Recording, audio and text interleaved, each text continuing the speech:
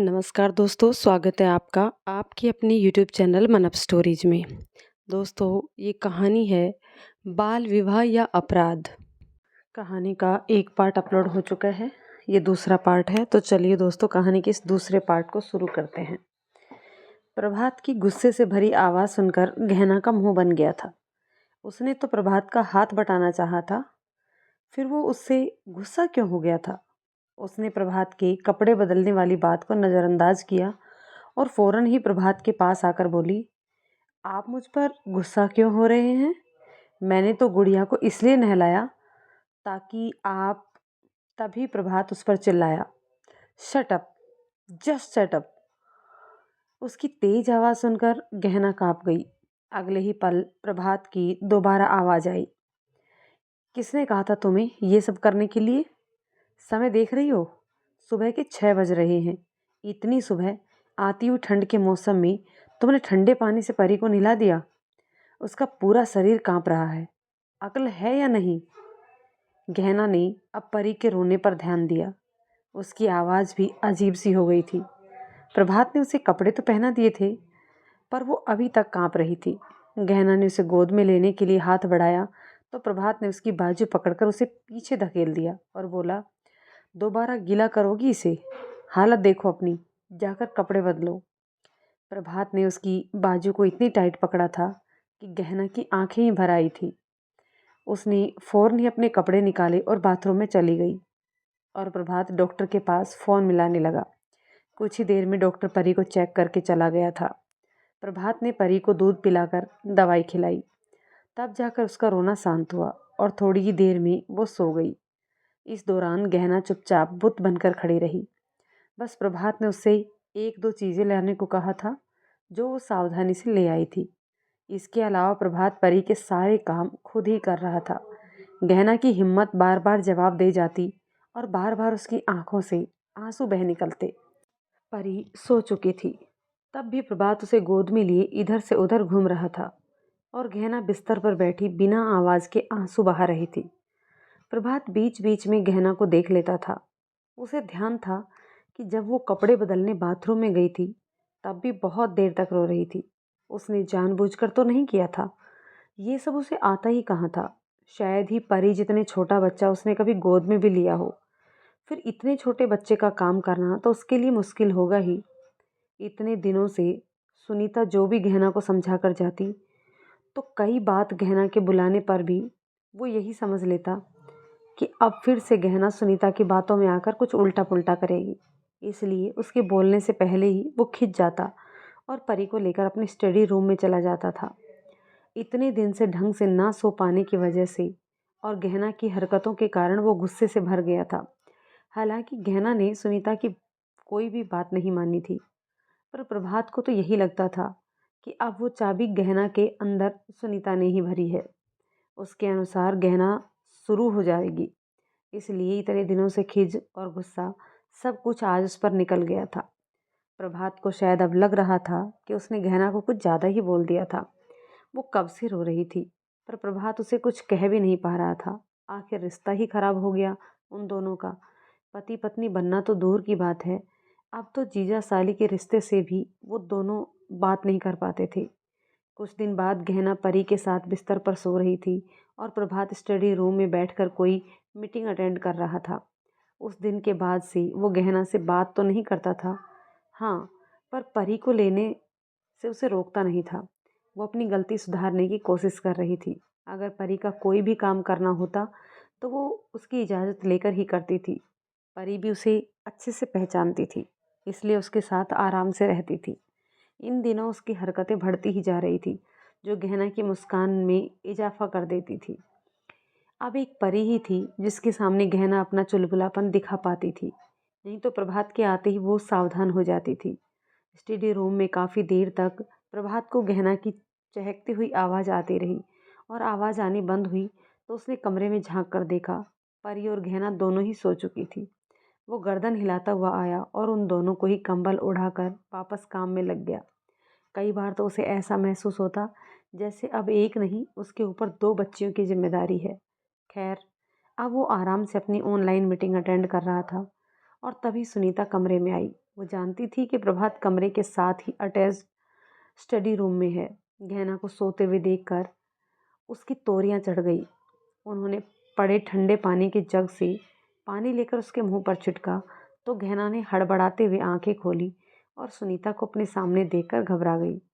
आज सुबह से ही उसका पेट दुख रहा था और आज उसने नाश्ता भी नहीं किया था।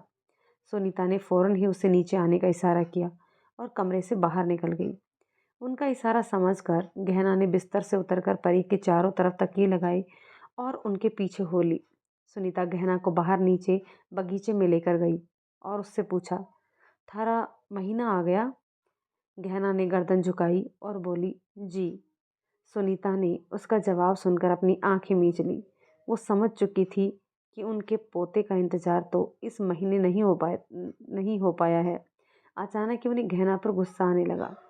वो अपने दांत पीसते हुए गहना से बोली, अगली बार थारा महीना ना आना चाहिए, समझी ना?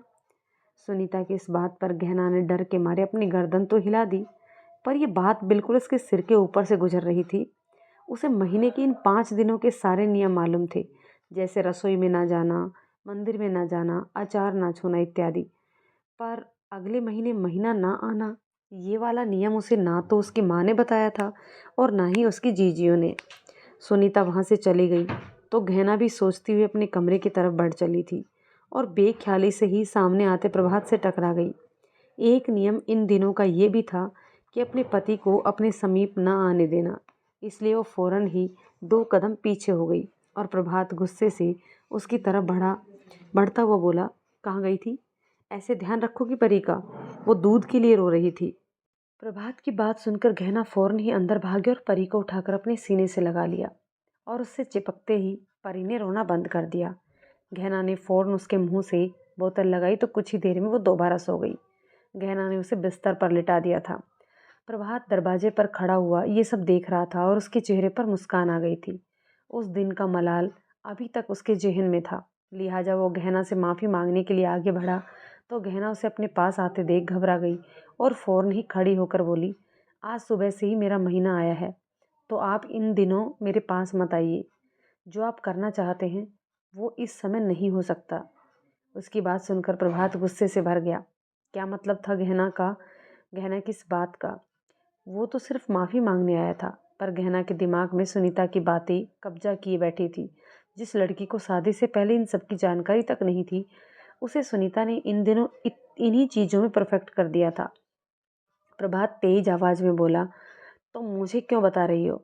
इतना बोलकर उसने गुस्से से अपना हाथ दीवार पर दे मारा, जिससे उसकी 4 कदम दूर खड़ी गहना कांप कर रह गई। पर ना तो उसे प्रभात के गुस्से की वजह समझ में आई और ना ही सुनीता की बात का मतलब समझ में आया था। अगले ही पल गहना ने अपनी धुंधली आंखों से प्रभात के हाथ पर नजर डाली, जो सूज गया था। उसने आगे बढ़कर उसका हाथ पकड़ना चाहा तो प्रभात ने उसे फौरन ही झड़क दिया। वो कांपती हुई आवाज़ में बोली, आपका हाथ सूज गया है जीजू। तभी उसके कानों में सुनीता की आवाज़ गूंजी, ये थारा जीजू ना है। ये लाइन आजकल जब भी वो प्रभात किससे बात करने की सोचती, तभी उसके कानों की शोभा बढ़ा जाती और गहना सच्चाई से रूबरू हो जाती। प्रभात ने उसकी तरफ गहरी नज़रों से देखा तो डबडबाई आंखों से उसे देखती हुई बोली, मैं आपके लिए दवाई लाती हूँ। वो कुछ ही पलों में दवाई लेकर हाजिर हुई और प्रभात को सोफे पर बिठाकर उसके हाथ पर दवाई लगाने लगी। जो अभी कुछ ही पल पहले उसे अपने पास आने से मना कर रही थी, वो अब उसके पास बैठे उसकी तकलीफ से उलझी हुई थी। इस समय प्रभात उसे गहरी नज़रों से देख रहा था। उसकी तकलीफ जानने की कोशिश विनीता ने कभी नहीं की थी। ये लड़की सबसे बेखबर थी और खुद इतने दर्द में होकर भी उसका दर्द कम करने में लगी थी। उस दिन के बाद हालात थोड़े बदल से गए थे। प्रभात की नज़रों में भी और गहना की नज़रों में भी। हल्की फुल्की सी ही सही, पर प्रभात गहना की परवाह करने लगा था। फिक्र तो गहना की वो पहले भी करता था, पर अब जताने भी लगा था। गहना भी उसकी हर बात मानती थी। इतना तो वो जान गई थी कि शारीरिक तौर पर उसे प्रभात से कोई खतरा नहीं है, क्योंकि अगर गलती से भी प्रभात उसे स्पर्श कर लेता तो अगले ही पल फौरन ही माफ़ी मांग लेता था। अब गहना ने सुनीता की बातों पर ध्यान देना लगभग त्याग ही दिया था। सुनीता जो भी उससे कहती, गहना उसे गर्दन हिलाते हुए सुन लेती और कमरे में आकर फौरन प्रभात को बताती। और कई बार सुनीता उन दोनों के बीच हास्य का पात्र बनकर रह जाती, जिससे और कुछ हुआ हो या ना हुआ हो, पर प्रभात और गहना के बीच दोस्ती जरूर हो गई थी। पति पत्नी के बीच दोस्ती, ये विषय आमतौर पर मजाक का पात्र बनकर रह जाता है। पर किसी भी रिश्ते में अपनापन हो तभी वो रिश्ता निभाया जा सकता है। और अपनापन तभी आता है जब दोनों के बीच बातें होती हों। और अगर बातें होती हैं तो सबसे पहले दोस्ती की होती हैं। पर ये जो समाज है वो इस मियाँ बीवी के रिश्ते को दोस्ती के कोण से नहीं बल्कि सिर्फ शारीरिक ज़रूरत पूरी करने के कोण से देखता है। आमतौर पर लड़कों को जवान होते ही इस बात का पाठ पढ़ा दिया जाता है, या फिर उन लड़कों के घर का माहौल ही ऐसा होता है कि वो खुद ब खुद ये सब सीख जाते हैं। जैसे कहा जाता है कि लड़की का पैदा होना पाप है। ये किसी गरीब की जबान नहीं होती, ये तो अमीरों के घर का मसला है। लोग कहते हैं कि गांव के लोगों की संकीर्ण मानसिकता होती है, पर क्या उनके पास इतने रुपए होते हैं कि वो लिंग परीक्षण करवा कर ये सब पता कर सके कि गर्भ में पल रहा बच्चा लड़की है या लड़का? नहीं, इसे वास्तविकता में लाने का श्रेय अमीर लोगों को ही जाता है। जानकर हैरानी होती है कि कुछ गिने चुने लोगों को छोड़कर हर बड़े घर में ये मानसिकता देखने को मिल ही जाती है, जबकि ये लोग पढ़े लिखे भी होते हैं। खैर, अकेले कोई भी इंसान इस चीज़ के बदलाव नहीं ला सकता। और ऐसे ही लोगों को अगर ये समझाने बैठ जाओ कि किसी भी रिश्ते में सबसे पहले एक दूसरे पर भरोसा होना ज़रूरी है, तो ये बात भी हंसी में ही उड़ा दी जाती है। तो फिर दोस्ती का विषय शायद ही समाज के किसी इंसान के गले से नीचे उतरता है। खैर, जो भी था, पर कुछ तो हो रहा था प्रभात और गहना के बीच में। और यहाँ बात सिर्फ गहना के पहलू की नहीं है कि उसकी शादी अल्हड़पन में हो गई और होते ही एक बेटी की माँ भी बन गई। यहाँ प्रभात का पहलू भी देखना जरूरी था, क्योंकि उस पर जो बीती थी वो किसी को ना दिखी और ना ही सुनी थी। विनीता से जब उसकी शादी हुई तब वो 30 साल के करीब का था। अपने आप को फैमिली बिजनेस में उसने इतना उलझा लिया था कि कभी किसी लड़की की तरफ देखने की फुर्सत ही नहीं मिली थी। बस कभी अगर ज़्यादा थक जाता तो दोस्तों के साथ घूमने चला जाता था। इससे ज़्यादा कुछ नहीं। ना कोई बुरी आदत, ना ही कोई ऐब। विनीता घर वालों की पसंद थी और उससे करीब 10 साल छोटी थी।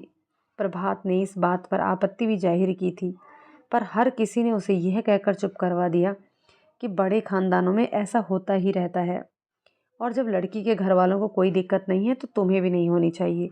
जो भी था, शादी करने के बाद उसने दिल से विनीता को अपनाने का फैसला किया था, पर उसे नहीं पता था कि विनीता कभी उससे शादी नहीं करना चाहती थी। ये 5 साल जो उसने प्रभात के साथ गुजारे थे, वो भी सिर्फ इसलिए ताकि जिससे वो प्यार करती है उससे शादी कर सके। इन सब में प्रभात ने अपने दिल पर पत्थर रख कर उसका साथ दिया था ताकि वो खुश रह सके। परी विनीता और रवि की संतान थी। रवि ने विनीता को धोखा दिया था। वो तो सिर्फ उसके साथ अपना खाली समय बिता रहा था, इससे ज़्यादा उसके दिल में विनीता के लिए कुछ नहीं था। 5 साल तक तो वो उसे टालता रहा था। जो रिश्ता पति पत्नी में होने के बावजूद भी विनीता और प्रभात के बीच में नहीं हो पाया था। परी उन दोनों प्रेमियों की उसी रिश्ते की गवाह थी। घर में सबको यही पता था कि बच्चा प्रभात और विनीता का है, जबकि सच्चाई कुछ और ही थी। और परी के पैदा होते ही विनीता न जाने कहाँ चली गई। प्रभात के पिता कमल ने अपने स्तर पर पता करवाया तो पता चला था कि वो खुद को ख़त्म कर चुकी है। परंतु प्रभात के घर वालों ने उसे भगोड़ी का तमगा दे दिया था और प्रभात बिल्कुल निसहाय सा परी को अपनाने के अलावा और कुछ नहीं कर पाया था। एक दिन सुबह जब गहना सोकर उठी तो उसने देखा कि प्रभात अभी तक सोफे पर आड़ा तिरछा होकर सोया हुआ था। उसे देखते ही गहना के होठों पर मुस्कान आ गई थी। वो जल्दी से नहा धोकर आए और फिर पूजा के में लग गई। ठंड शुरू हो चुकी थी, इसलिए प्रभात ने सुनीता से बात करके गहना को सलवार कमीज पहनने की अनुमति मांग ली थी। पर सुनीता ने बड़े खानदान का हवाला देकर साफ मना कर दिया। उनके मुताबिक इस घर की बेटियों को तो सलवार कमीज पहनने की ही इजाज़त है। बहुओं को साड़ी या घाघरा चोली ही पहनना पड़ता है, और गहना दोनों में असहज रहती थी। चलने फिरने में भी उसे दिक्कत होती थी। प्रभात को इस बात का पहले भी अंदाजा था, इसलिए उसने सुनीता से बहस करना सही नहीं समझा। गहना इस समय चाय की ट्रे लिए खड़ी थी और प्रभात को धीरे धीरे आवाज़ देकर उठा रही थी। प्रभात ने कसमसाते हुए आंखें खोली तो गहना को देखकर चौंक गया। वो उसके सामने आसमानी रंग का सलवार कमीज पहने खड़ी थी। प्रभात ने चाय को इग्नोर करते हुए अपना सवाल दाग दिया। माँ ने तो मना कर दिया था, फिर तुमने ये? गहना ने तब तक अपनी उंगली प्रभात के होठों पर रख दी थी और उसे चुप करवाते हुए धीरे से बोली, आराम से बोलिए ना, गुड़िया जाग जाएगी। उसकी इस हरकत से गहना का तो पता नहीं, पर प्रभात की बॉडी के सारे तार झंझना गए थे। आजकल यही हो रहा था उसके साथ। कई बार वो खुद पर काबू नहीं रख पाता था, इसलिए वो अपना ज़्यादा से ज़्यादा समय स्टडी रूम में बिताने लगा था, क्योंकि गहना तो इन सब चीज़ों को नॉर्मल ले रही थी, पर प्रभात के मन में भावनाएं पनप रही थी। इस समय भी वो उसके सामने बिना दुपट्टे के खड़ी थी और उसके लंबे गीले हुए खुले हुए बाल प्रभात की धड़कन बढ़ा रहे थे। सबसे बड़ी बात ये थी कि गहना ने प्रभात को जीजू कहना छोड़ दिया था। सुनीता की बातों से इतना असर तो उसके ऊपर ज़रूर हुआ था। जैसे उसने प्रभात को बताया था कि जीजू बोलते ही उसके कानों में सुनीता की आवाज़ गूंजने लगती है कि ये थारा जीजू ना है। प्रभात ने अपने हाथ से उसका हाथ हटाया और पलके झुकाते हुए बोला, अपना दुपट्टा लो। गहना लापरवाही से उसके आगे चाय का कप करते हुए बोली, पहले आप चाय लो। प्रभात ने चाय का कप पकड़ा तो गहना भी अपनी चाय लेकर उसी के पास सोफे पर बैठ गई और बोली, आपको परमिशन नहीं दी चुड़ैल ने, पर मुझे दे दी। मेरा मतलब माँ। प्रभात उसकी तरफ बिना देखे ही चाय का घूंट भरते हुए बोला, वो कैसे? गहना ने अपने एक हाथ से अपने बालों को झटका तो पानी की कुछ बूंदें प्रभात के चेहरे पर पड़ गई। प्रभात की आंखें स्वतः ही बंद हो गई कि उसके कानों में गहना की आवाज़ पड़ी, कल रात को जब आप उनसे बात करके आए थे और फिर मुझे मना करके अपना काम करने चले गए, तब वो आई थी कमरे में। प्रभात ने अब चौंक कर उसे देखा और बोला, क्या कह रही थी?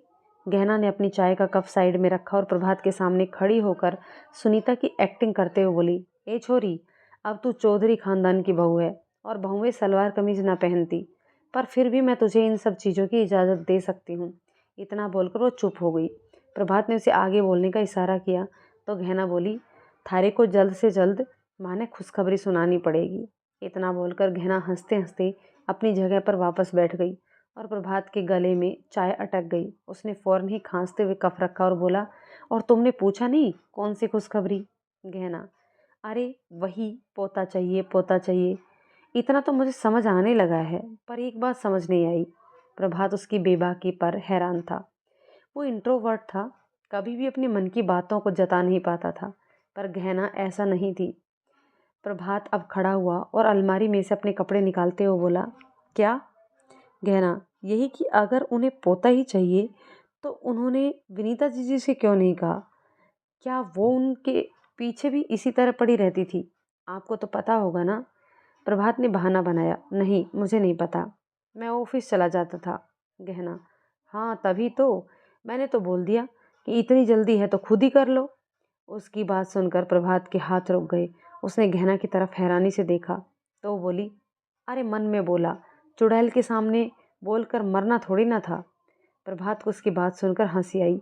वो अनजान बनते हुए बोला, कौन चुड़ैल?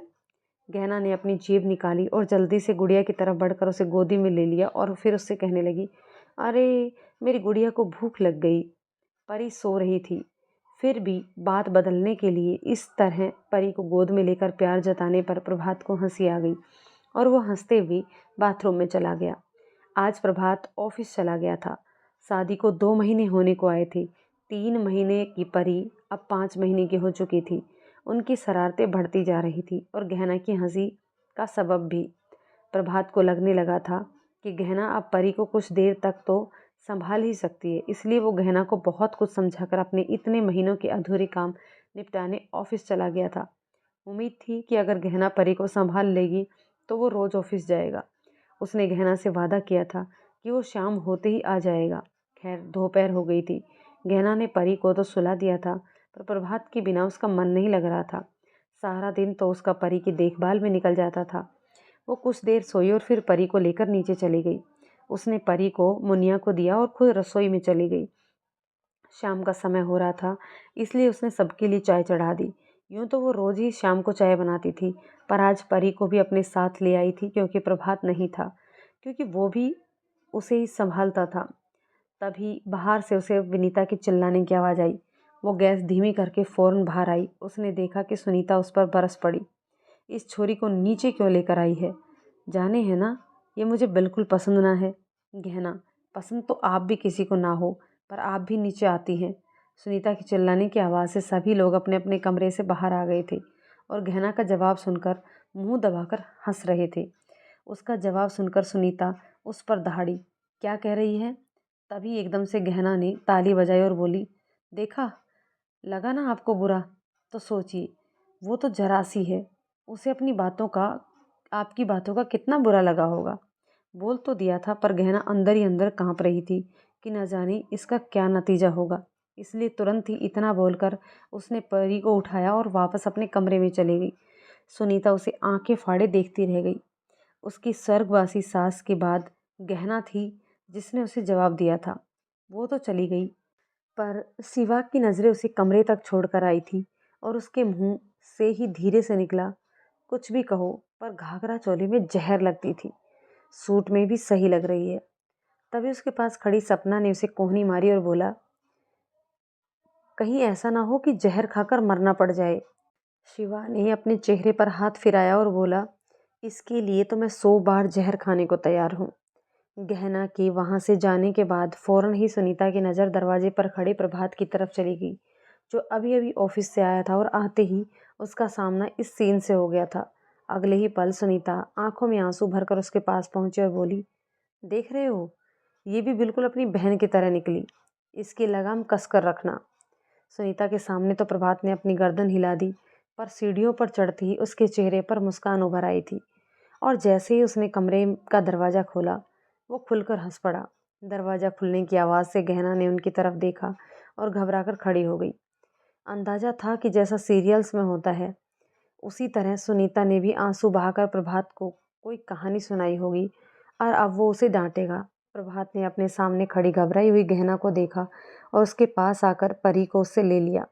डर के मारे गहना खुद ही बोल पड़ी, वो नीचे। प्रभात उसकी बात बीच में ही काट कर बोला, कोई बात नहीं। उसकी बात सुनकर गहना को राहत मिली और वो निश्चिंत होकर बेड पर बैठ गई।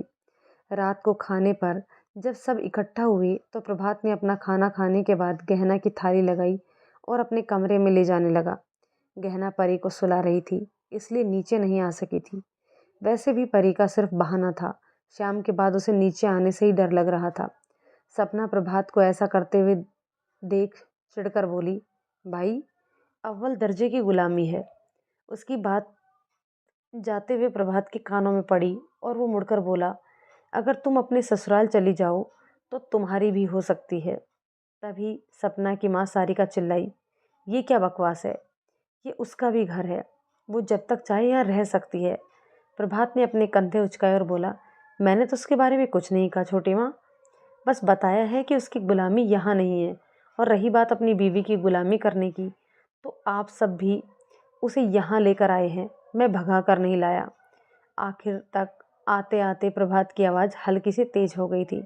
इतना कहकर वो वहाँ से चला गया और सारिका सुनीता से बोली, देख रही हैं भाभी, जवान भी उसी की तरह होती जा रही है। सुनीता बिना कुछ कहे सोचते हुए अपना खाना खत्म कर रही थी। प्रभात उसके लिए खाना लेकर जा रहा है, मुद्दा ये नहीं है, बल्कि बात ये है कि उसने शाम की बात के लिए उसे कुछ कहा नहीं। भाई, किसी ने सही ही कहा है, अगर मियाँ बीवी के आपस में नहीं बनती तो सारे घर वाले पीछे पड़े रहते हैं, और अगर आपस में बन जाती है तो फिर पूरे खानदान की उनसे नहीं बनती। करे तो क्या करे, जिंदगी की गाड़ी जैसे तैसे चल रही थी। एक दिन प्रभात शाम को ऑफिस से आया तो गहना सो रही थी और परी उसके पास लेटी खेल रही थी। गहना ने उसके आसपास तकिए लगा रखे थे ताकि वो गिरे ना। प्रभात को कई बार यकीन नहीं होता था कि वो विनीता की ही बहन है। मतलब दोनों में जमीन आसमान का फर्क था। विनीता ने किसी की बदनामी करने में कोई कसर नहीं छोड़ी थी और गहना इस शादी को अपनाने की जद्दोजहद में लगी हुई थी। कम से कम अभी तक तो उसने प्रभात से इस शादी को लेकर कोई शिकायत नहीं की थी। प्रभात ने अपना बैग टेबल पर रखा और परी की तरफ बढ़ गया। उसे देखते ही परी अजीब अजीब सी आवाज़ें निकालने लगी थी। अपने पास किसी के होने का एहसास हुआ तो गहना की आंखें खुल गई। प्रभात उसके ऊपर हल्का सा झुका हुआ था और परी को उठाने की कोशिश कर रहा था। उसकी इस हरकत पर गहना की धड़कनें बढ़ गई, पर अचानक ही उसके चेहरे पर हल्का सा दर्द उभर आया। प्रभात का ध्यान उसकी तरफ गया तो उसने परी को छोड़कर गहना की मदद की और उसे सहारे से बिठा लिया। उसे दर्द में देखकर प्रभात ने पूछा, क्या हुआ है, तुम्हें कहीं दर्द हो रहा है क्या? गहना दिल में धड़कनों की रफ्तार उसके पास आने से अचानक बढ़ गई थी। उसने अपने चेहरे पर हाथ फिराया और बोली, थोड़ी तबीयत खराब है। प्रभात ने परी को गोद में उठाया और बोला, तुमने मुझे बताया क्यों नहीं? चलो डॉक्टर के पास चलते हैं। गहना, नहीं, डॉक्टर के पास जाने की जरूरत ना है, ऐसे ही ठीक हो जाएगी। प्रभात उसकी बातें सुनकर बोला, ऐसे कैसे ठीक हो जाएगा? समझ नहीं रहे हैं, मेरा महीना। गहना थोड़ी झिझकते हुए बोली, आप समझ। इतना बोलकर गहना चुप हो गई। पिछली बार डांट पड़ी थी, उसी का असर था कि अब बोलने से भी झिझक रही थी। तब प्रभात को समझ में आया कि वे क्या कहने वाली है। प्रभात भी थोड़ा सा असहज हो गया था, पर फिर अगले ही पल बोला, ठीक है, तुम आराम करो, परी को मैं संभाल लूँगा। गहना ने गर्दन हिलाई तो प्रभात ने पूछा, सुबह खाना खाया था? गहना ने नामी गर्दन हिलाई और बोली, नहीं चुड़ैल, मेरा मतलब माँ जी ने इन दिनों में रसोई में जाने से मना कर रखा है। प्रभात को इस समय उस पर बड़ा तरस आया। परी के दूध के लिए तो प्रभात ने एक बड़ा थर्मस ला रखा था ताकि बार बार रसोई में जाने की जरूरत ना पड़े। प्रभात परी को उसे देते हुए बोला, तुम 2 मिनट इसे पकड़ो, मैं तुम्हारे लिए कुछ खाने को लाता हूँ। प्रभात जाने लगा तो गहना ने परी को बिस्तर पर लिटाया और फौरन बेड से उतरकर प्रभात का हाथ पकड़कर उसे रोकते हुए बोली, आप नीचे ना जाइए। प्रभात उसकी हड़बड़ी और उसका घबराया हुआ चेहरा देखकर बोला, क्यों? गहना ने उसका हाथ छोड़ा और हल्का सा पीछे हटते हुए बोली, मेरा मतलब माँ जी को पता चल जाएगा कि, और उन्होंने मुझे कहा था कि अगले महीने तेरा महीना नहीं आना चाहिए। मुझे समझ नहीं आ रहा था कि इसे आने से कैसे रोकूं। गहना भले ही इस बात का मतलब नहीं समझ रही थी, पर प्रभात अच्छे से समझ गया था। उसने कहा, कुछ नहीं होगा। वो जाने लगा तो गहना उसे रोकते हुए बोली, वो मुझे डांटेंगी। प्रभात ने एक बार अपना हाथ देखा जिसे गहना ने दोबारा पकड़ लिया था। उसने उसके हाथ पर अपना दूसरा हाथ रखा और सहलाते हुए बोला, कुछ नहीं कहेंगी। उसके हाथ सहलाने से गहना के शरीर में झंझनाहट सी दौड़ गई। उसने सकपकाते हुए अपना हाथ निकाल लिया। जाने क्यों प्रभात को ये बात अच्छी नहीं लगी। खुद पर काबू रखना उसके लिए मुश्किल होता जा रहा था। विनीता के लिए कभी इस तरह के एहसास उसके मन में नहीं आए थे, क्योंकि शादी की पहली रात से ही उसे सब कुछ पता था। उसके बाद 5 सालों में कभी ऐसे जज्बात उसके लिए जागे ही नहीं। पर अब पता नहीं क्या हो रहा था। खैर, वो नीचे आया और मुनिया से चाय के साथ पोहा बनाने को कहा। सुनीता सोफे पर बैठी थी। उसने पूछा तो प्रभात ने कह दिया कि आज उसने ऑफिस में लंच नहीं किया, इसलिए भूख लग रही है। सुनीता ने भी बात को ज़्यादा तवज्जो नहीं दी, पर उसे गहना का आज नीचे न आना खटक रहा था। कुछ देर बाद प्रभात चाय और पोहे लेकर ऊपर चला गया और इतनी देर में सुनीता अपना दिमाग दौड़ा चुकी थी। गहना के महीने की तारीख याद आते ही उसने भौहें सुकेड़ गई और गहना से भी ज़्यादा गुस्सा उसे प्रभात पर आने लगा। प्रभात कमरे में आया और परी को लेते हुए बोला, जल्दी खा लो। गहना ने प्लेट की तरफ देखा और बोली, पर आप ये कैसे लाए? वो जानती थी अगर प्रभात को खाना होता तो वो नीचे ही खाकर आ जाता, और ये बात सुनीता भी जानती थी।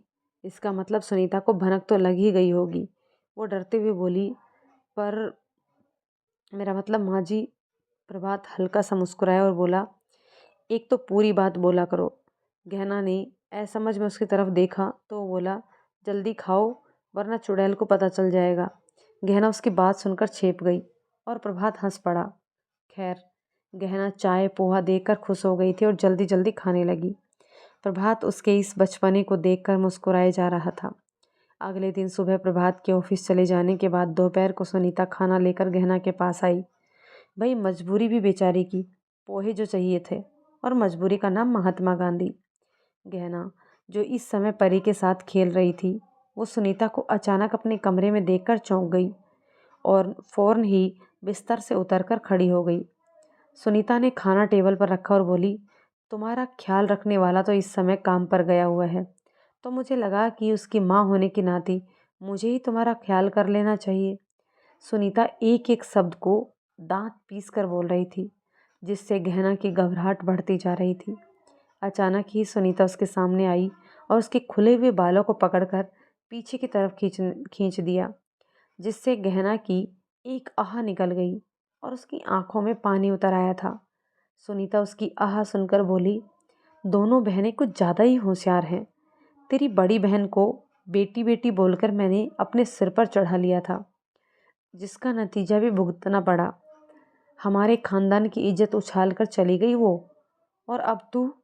गहना अब रोने लगी थी। उसके बालों में दर्द होने लगा था कि सुनीता ने उसके बालों को और तेजी से पकड़ा और बोली, तुझे अच्छी तरह समझाया था ना कि इस बार तेरा महीना ना आना चाहिए। गहना कहराते हुए अपनी बात कहने लगी, पर इसे रोकने का तरीका मुझे नहीं पता। सुनीता ने उसके बालों को झटके से छोड़ा और उसके सामने आकर खड़ी हो गई और बोली, ये अपना भोलापन किसी और के सामने दिखा। तुझे यहाँ लाने का मेरा एक ही मकसद था, मुझे इस घर का वारिस चाहिए, समझी। गहना ने हल्की सी गर्दन हिलाई तो सुनीता बोली, कितनी पढ़ाई की है तूने। 11। गहना का हल्की सी आवाज़ आई। सुनीता तुनक्कर बोली, 11 पढ़ी हुई लड़की को सारा ज्ञान होता है, और व्यवहारिक ना भी हो पर पढ़ा तो होगा ही ना पति पत्नी के संबंधों के बारे में। यह सब मुझे ही बताना पड़ेगा। गहना सिर्फ शर्म से अपनी आंखें मीच कर रह गई। सुनीता दोबारा बोली, ये आंखें बंद कर लेने से कुछ नहीं होगा। दोस्तों, कहानी के इस पार्ट को यहीं रोकते हैं। मिलते हैं कहानी के एक और पार्ट में। तब तक ये कहानी आपको कैसी लगी कमेंट करके ज़रूर बताइएगा। यदि कहानी पसंद आ रही है तो इसे लाइक शेयर कर दीजिए, और यदि चैनल पर नए हैं तो प्लीज़ चैनल को सब्सक्राइब ज़रूर कर लीजिए। तो चलिए दोस्तों, मिलते हैं कहानी के नेक्स्ट पार्ट में। तब तक के लिए शुक्रिया।